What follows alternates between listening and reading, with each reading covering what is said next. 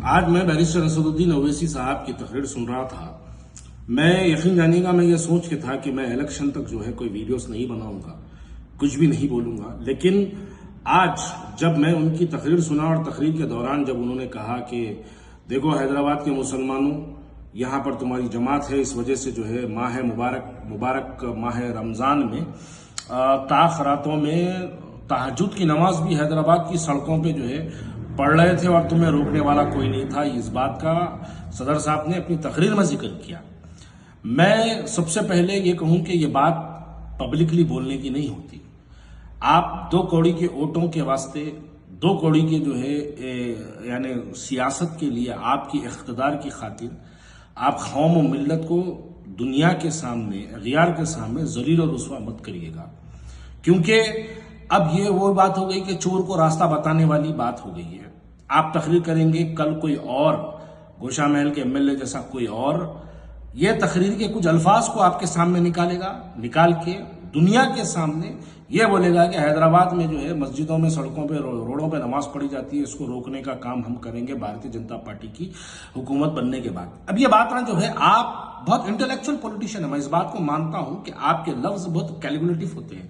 आपको अच्छे से मालूम है कौन सी बात डिलीवर करने से क्या हिटलाइन मिलती है और हिटलाइन से क्या रिवर्स क्वेश्चंस होते हैं। इस बात का असदुद्दीन ओवैसी साहब, इतना तो हम आपको अच्छी तरीके से जानते हैं क्योंकि मैं काफी वक्त आपके साथ गुजारा हूं। इतने तो इंटेलेक्चुअल आप है। अगर आप ये सवाल करें हैं तो इस बात का भी आप जवाब दे दीजिएगा।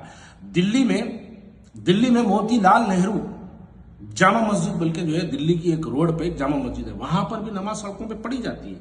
वहां पर आप नहीं है। जामा मस्जिद पार्क मुरादाबाद उत्तर प्रदेश में, वहां पर जब जुम्मे की नमाज होती है या कोई बड़ी नमाज होती है तो सड़कों पे नमाज पढ़ी जाती है, वहां तो आप नहीं है।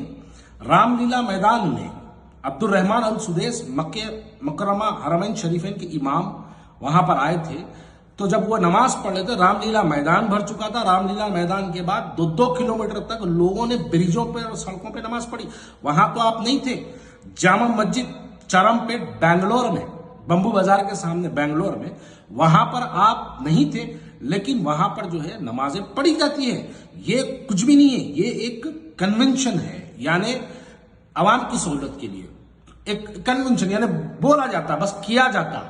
जैसा गणेश प्रोसेशन है, कोई कानून में नहीं है लेकिन निकाला जाता, कन्वेंशन है। वो लोगों को सहूलत के लिए काम किया जाता। नमाज सहूलत के लिए मस्जिदों के बाहर पढ़ी जाती है, दशहरे के पूजाएं मंदिरों के बाहर की जाती है। तो ये कोई बात बोलने वाली बात नहीं है, लेकिन पर्टिकुलरली इस बात को लेके कम्युनिटी के सामने लाना, यह किया जाए। आपके रहते हुए नमाज पढ़ी जा रही है, तो आप बताइए, आपके रहते हुए राजा सिंह ने हुजूर अकरम सल्लल्लाहु अलैहि वसल्लम की शान में गुस्ताखी कर दी।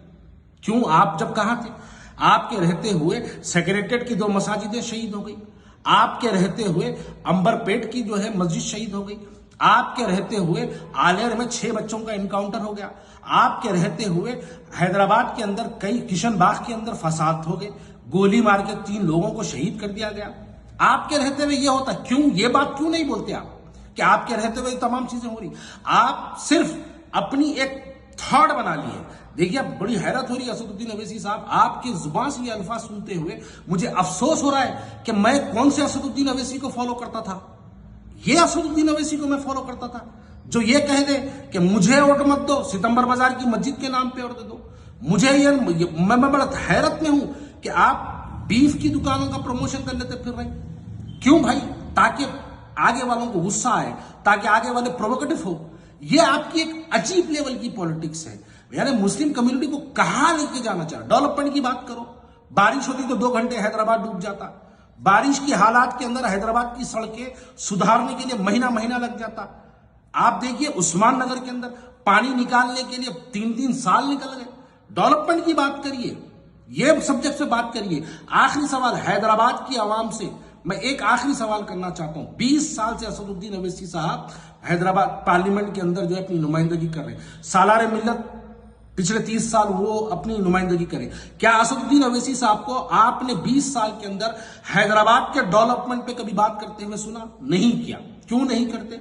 नहीं, बीफ की बात करते, कॉन्डम की बात करते, तीर की बात करते, सड़कों पे नमाजों की बात करते, मस्जिदों की बात करते, मंदिरों की बात करते, लेकिन डेवलपमेंट की बात नहीं करते। हैदराबाद की आवाम को उस लेवल पे ला दिया कि आज अफसोस होता है कि मैं ऐसे असदुद्दीन अवैसी साहब को अपना कायद मानता था।